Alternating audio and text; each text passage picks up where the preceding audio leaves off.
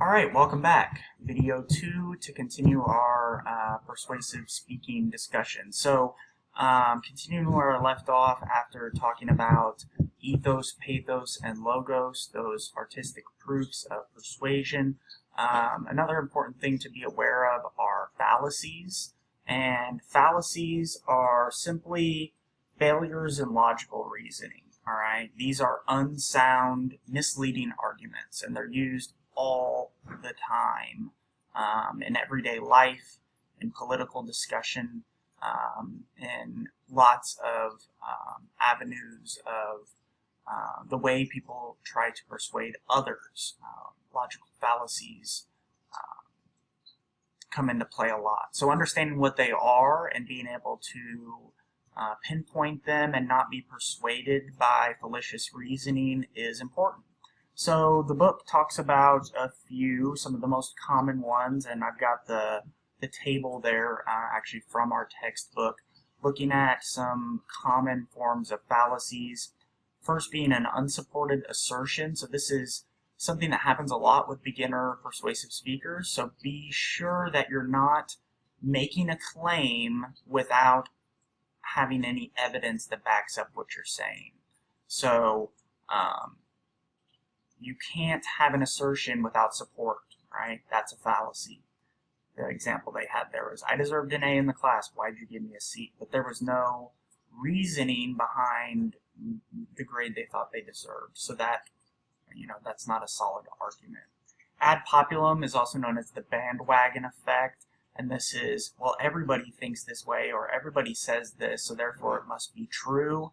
As I hope you all know, just because a majority of people think something's true does not necessarily make it true. Okay. Ad hominem is a personal attack. We see this all the time in politics. It's all about attacking the messenger themselves while not paying attention to the actual argument that's being made. So it's attack against the source, not the evidence or reasoning. And lots of times it's a tactic that's used to try to confuse people from seeing the argument that's actually being made, and instead just focusing on who's saying the argument, who's making the claim. False analogy is comparing two things that are not similar enough to warrant a comparison, similar to faulty generalizations, where we're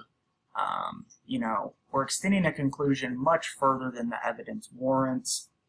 It's also known as an inductive fallacy. It draws conclusions from too few instances. All right, there has to be sufficient support to be able to draw a conclusion. Slippery slope is another logical fallacy. It states without proof that snowball or domino type effects will happen if something is done. Lots of times this is used in policy debates and policy questions that people are trying to make persuasive arguments about. So there's an example there on the slide. If you take away any gun rights, pretty soon hunters won't even be able to keep their shotguns. So it's making,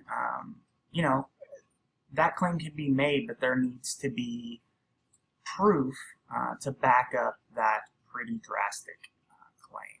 Post hoc is the fallacy of causation. And it simply means after this, therefore because of this. And then finally, false dichotomy sets up an either-or choice that's not an actual either-or choice. So it's either this or this, and there's no in-between. But a lot of times, as you know, there is an in-between. All right, so that's fallacies. Try to avoid them if at all possible. And just in everyday life, it's a valuable tool to be able to see when people are using that fallacious reasoning and see past it. All right. Okay, so I'm going to move on from chapter 16. As you can see, really important to understand the difference between ethos, that's credibility, pathos, appeal to emotions, and logos, the rational proof. Now I'm going to jump into chapter 17 on persuasive speaking, which starts with finding a subject and selecting your topic. So as I briefly was able to say in class, picking your topic is really important, and the best topic is going to be something that you already actually do feel strongly about. It's going to be much easier to be persuasive and be enthusiastic if you're talking about something that you believe strongly about. So, what issues and ideas do you think are false? What do you accept as true that your audience might dispute, that you feel strongly about? That might be a good topic to try to persuade people on. What arouses your emotions? So what angers me? What are your pet peeves? What makes you happy? What causes you fear?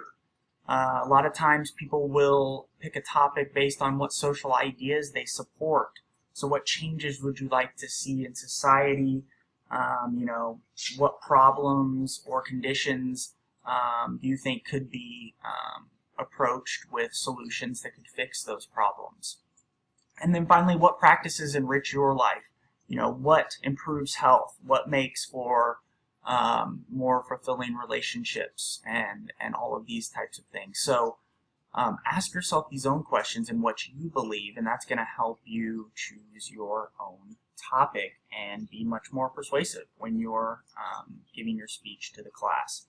Now, I went over, when I had the assignment sheet pulled up, I kind of already went over the difference between claims of fact, value, or policy. But real quick, once again, claims of fact address claims about what, when, why, or how something happened or will happen.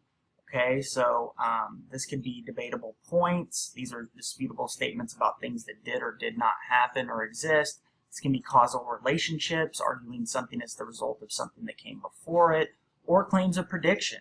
Something will or will not happen in the future. All of these can be different types of claims of fact.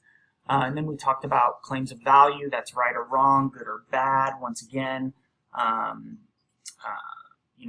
then finally claims of policy. These are about courses of action, and a lot of times it's about going against the status quo or the existing state of affairs, and proving to the audience that a change needs to take place and that you have the solution for that. Now, here's a really important part of Chapter 17, and it is what we call Tolman's model of reasoning. Okay, and this is covered in the book. It is in Chapter 17. It's on page 238, and this is what we would call a 6-element linear model of reasoning. Okay, and it is important because it's the most common type of reasoning that's used, particularly in American culture, and then a type of reasoning that's expected out of speakers in this country that are trying to persuade. So there's 6 steps that are talked about in the book in Tolman's model of reasoning: a claim, qualifier, grounds, warrants, backing, and a rebuttal.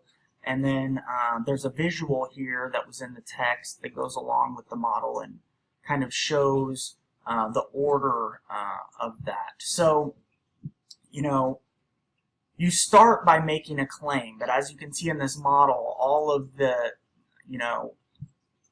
elements of this model, the evidence, the warrant, the qualifier, the rebuttal, all lead to the claim, okay? And hopefully the audience's acceptance of that claim that you're making. So, you have to start with a claim. That's that question, that disputable assertion about a fact, value, or policy that you've taken a stance on.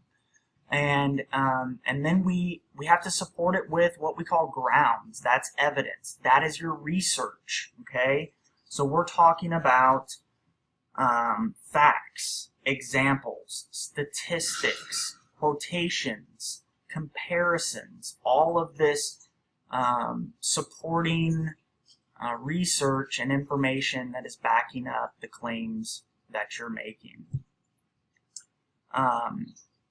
Then we move on to the warrant, okay? And this is connecting the evidence or your grounds that you're using to the claim that you're making, all right?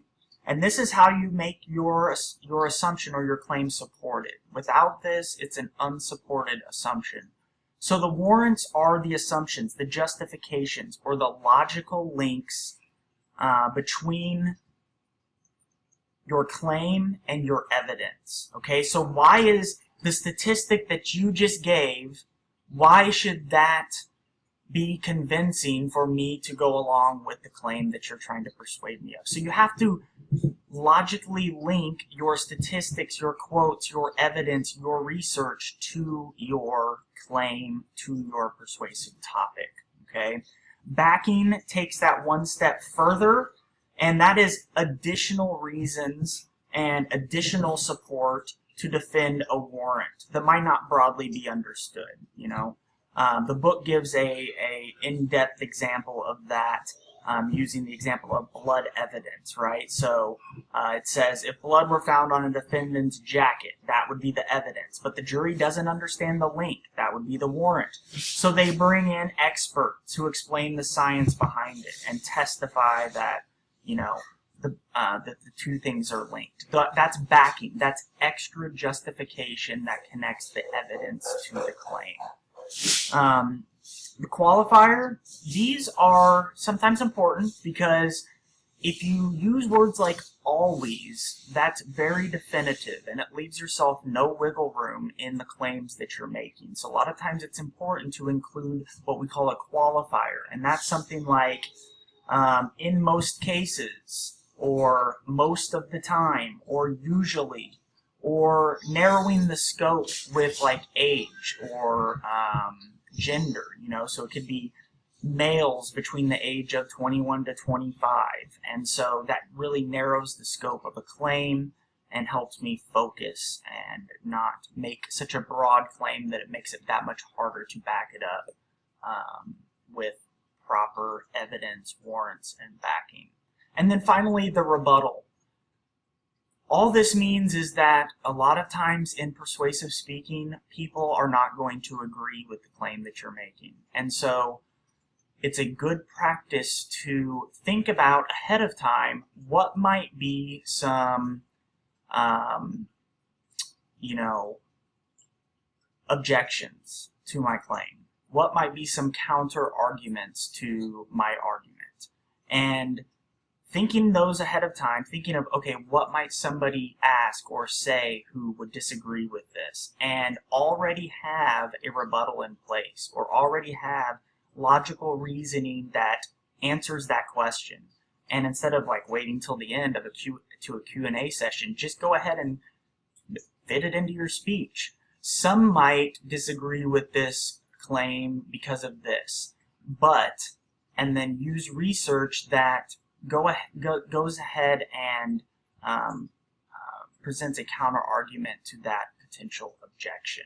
So just, it's like being one step ahead, okay, and understanding what objections might be coming. All right, this is going to help your audience to better accept your claim, okay?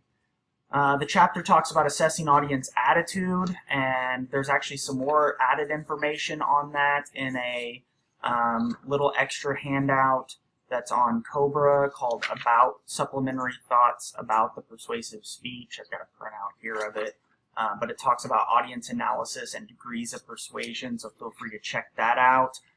But it just means, you know, understanding where your audience might lie on